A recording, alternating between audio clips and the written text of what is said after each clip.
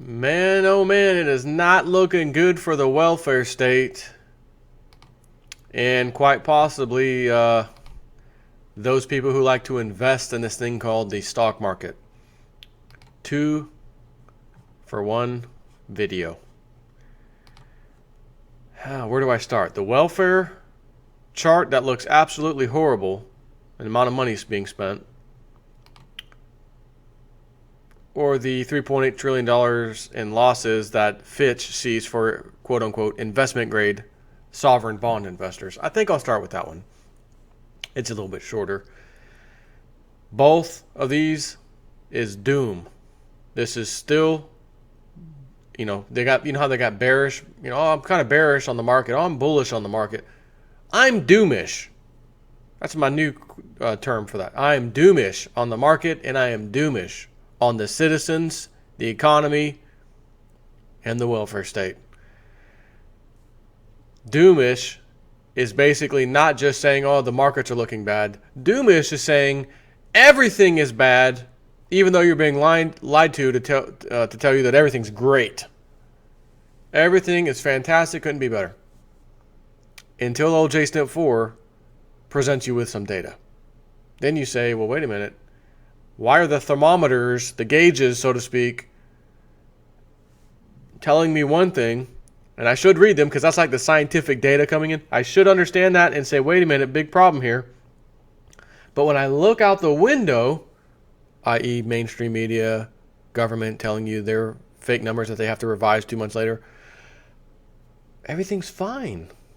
I just heard the radio this morning. Obama was, the lowest unemployment rate since, Oh, that's right. All that was a lie. Just like the GDP growth. Over the last 10 freaking years, we had to revise the whole damn thing to a worse than terrible.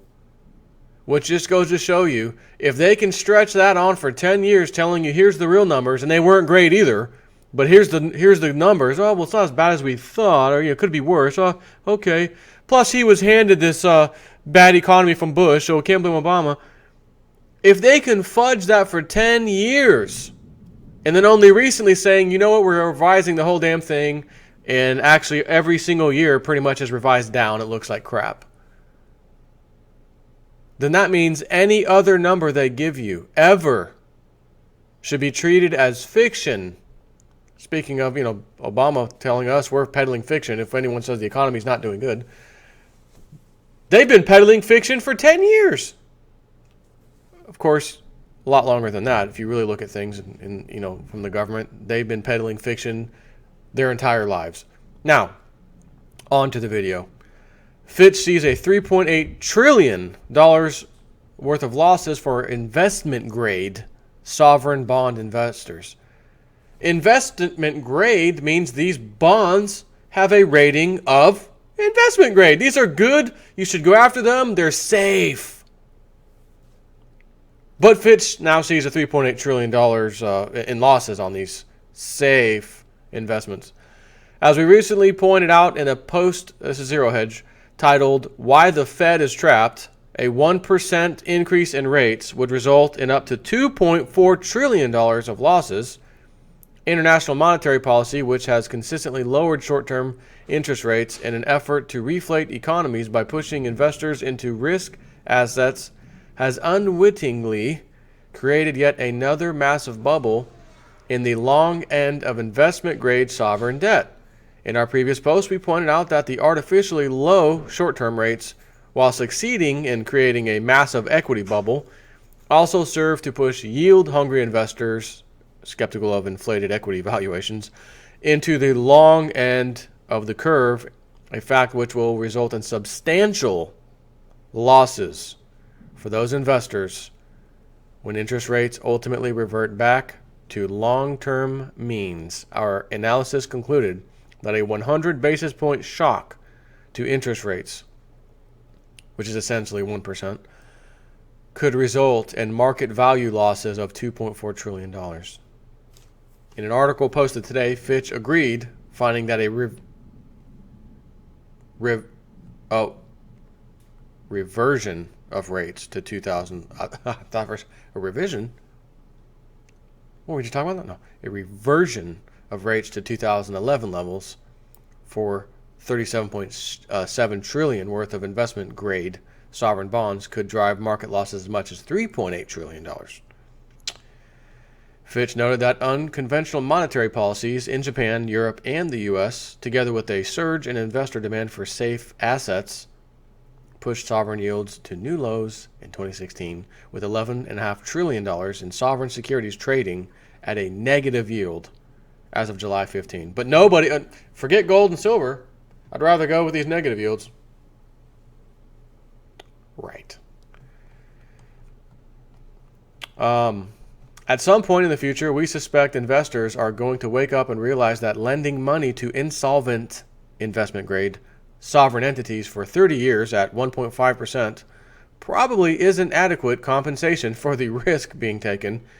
We suspect that realization may only come once it becomes painfully obvious that these countries have amassed trillions in debt that can only be repaid by massive currency devaluations and rampant inflation. Until then, we're sure that everyone will just keep their heads in the sand and continue to play the greater fool trade. Of course, I wonder how much of that's actual sovereign entities like governments in the market, again, buying up everything. You think it's the stock market and there's there's traders, and it's the government buying its own debt. Remember, we found this huge purchase of U.S. Treasuries that went through a bank in Bolivia or something. Remember that one? This weird, obscure country that all of a sudden bought this huge amount of U.S. Treasuries. All of a sudden, they don't even have that much money to play with. What do they do? Oh, an entity used them to get to it, and that entity was probably one of us, or one of the club members, of course. The Fed, one way or the other, through a back door. I'll give you the money, you buy the bonds. Makes it look like other countries, for national security purposes, looks like other countries are buying U.S. debt, when in fact it's not. It's the U.S. Federal Reserve. On to welfare is the new work. I remember doing a video about this a while back with a similar title. Do you hear that? Do you remember what I just said? My last video? About these crazy stuff. Every time J-Step 4 gets home, I just got home. Sometimes I do my videos at 9 o'clock at night. The last 2-3 days or whatever, I've been doing them right after work. Well, actually, last 2 days. It's 5:37. I was just telling you that, man. I know J-Step 4 get. Oh, the thunder gods. Oh, hey. J-Step 4 home? We'll have to ask Osiris. Osiris, J-Step 4 home? Yeah, he's home. All right, go ahead and roll the thunderstorms. It's out of control over here. Just kidding about that, but the rainstorms are pretty severe. Welfare is the new work. I remember talking about this a little while back. Welfare is out of control. Authored by Stephen Moore, published op-ed at the Washington Times, The Welfare State of Mind. You know that song from Jay-Z? New York State of Mind? I think I should do a parody of that. The Welfare State of Mind.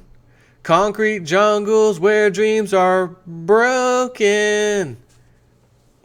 You should not go to school. The welfare state of mind has spiraled out of control in America. I wanted to show you this chart right off the bat, again from Zero Hedge. Welfare spending by program type in millions in 2014 dollars. So we have medical spending is way up. Cash, not too awfully bad. Food, not too awfully bad. Housing and energy, definitely not too bad. And then we have other, also not too bad.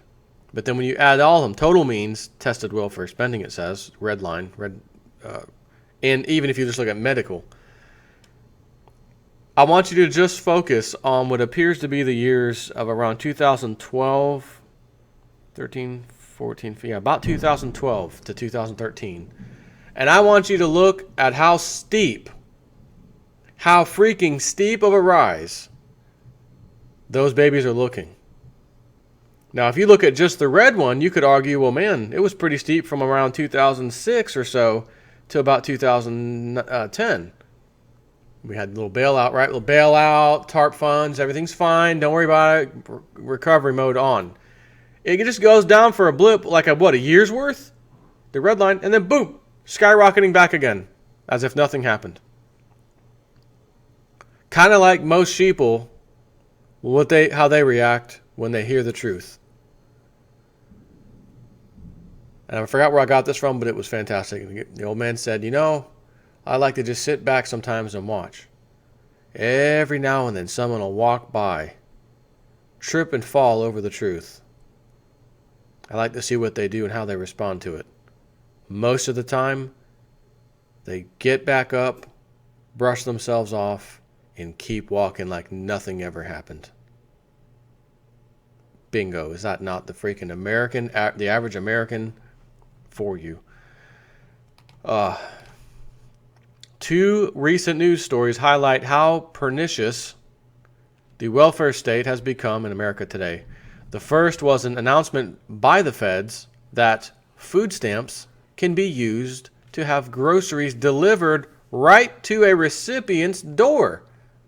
Now think about that one. I can sit on my ass at home with my welfare begging ass. I can pick up the phone, mobile meals. Listen, we have mobile meals here in Florida. I don't know if you guys have them. Mobile meals, I need you to go to Publix for me, or whatever grocery store. Scratch that. I want to get more bang for my buck. Need you to go to cash and carry. And here's my grocery list. Bring it to my house. Of course, I'll pay you the little fee because I see now you're going to be taking these EBT cards because they will work for your service now. And I'll, of course, pay you when you get here. Or maybe they'll take the card number over the phone, whatever. No problem. Take care. So as I just showed you that chart of how out of control welfare is, let's add to it by allowing this additional fee to be paid to the delivery service. So now people on welfare can sit even more on their asses at home and have it delivered right to them. Where's my fly? God damn it.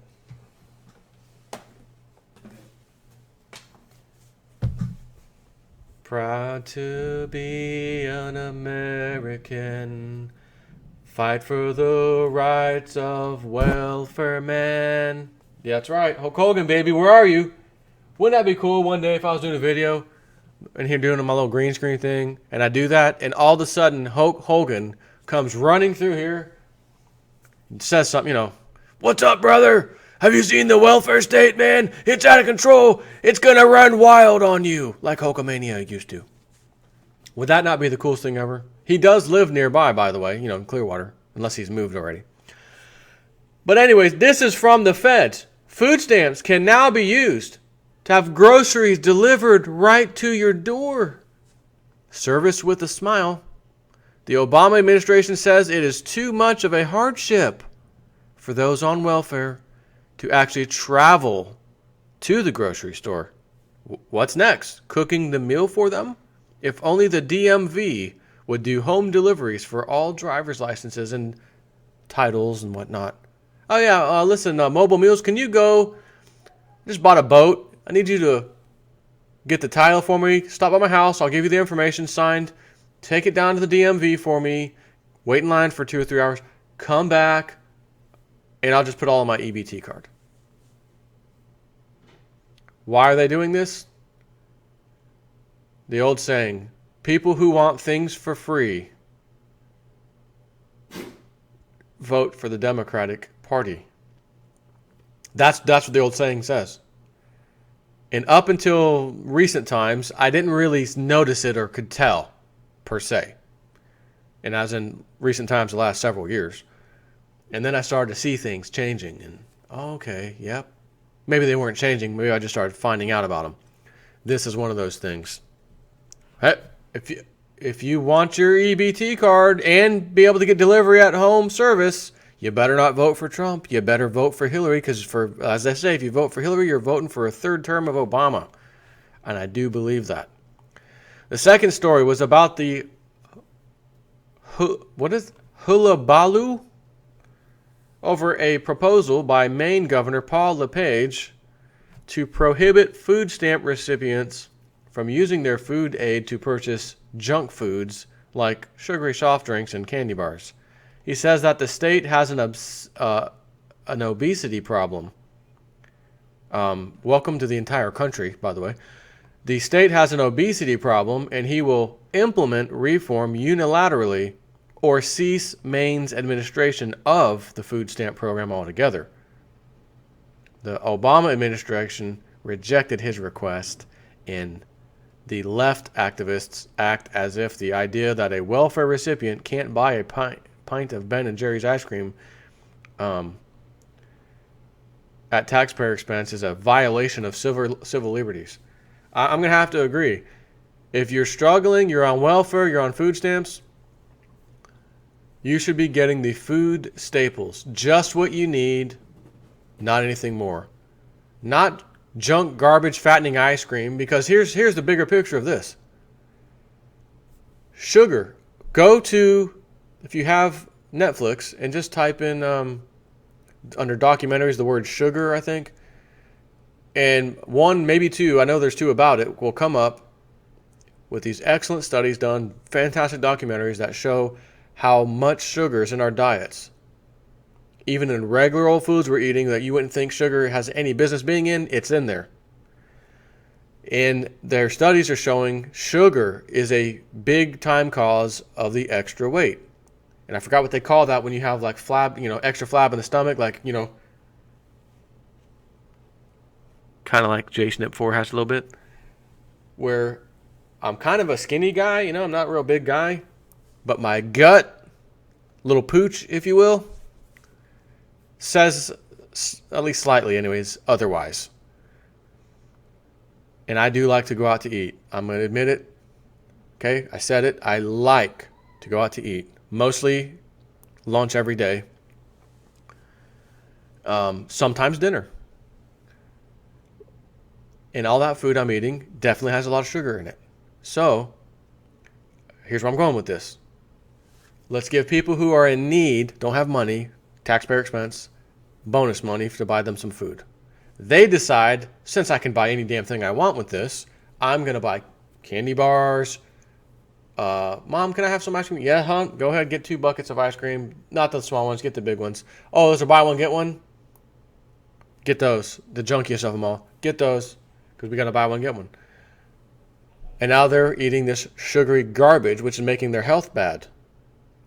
And since they're on food stamps, welfare, you can bet your sweet ass that they've got some kind of health care that either they're paying so little for it'll make you sick, or not at all, and they're getting it for free.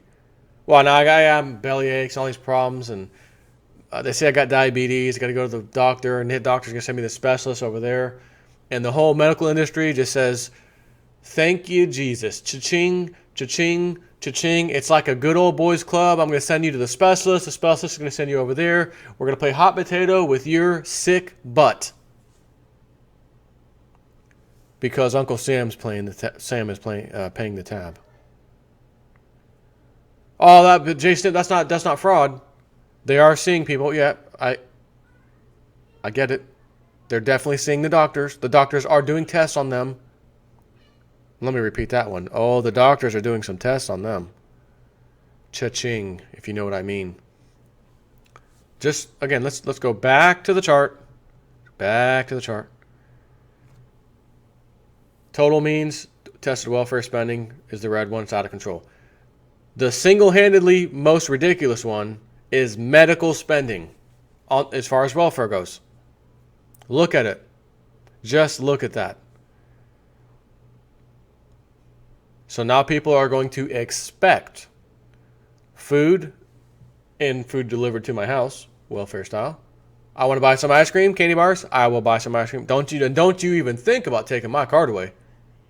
Don't you even think about taking my card away. How can I live? How can I survive? I don't know, but sooner or later that card's going to either go away or be so limited it's going to be practically worthless. Unless the Democrats have their way. The club's Democrats, by the way. Anyways, this is just horrible. Take care.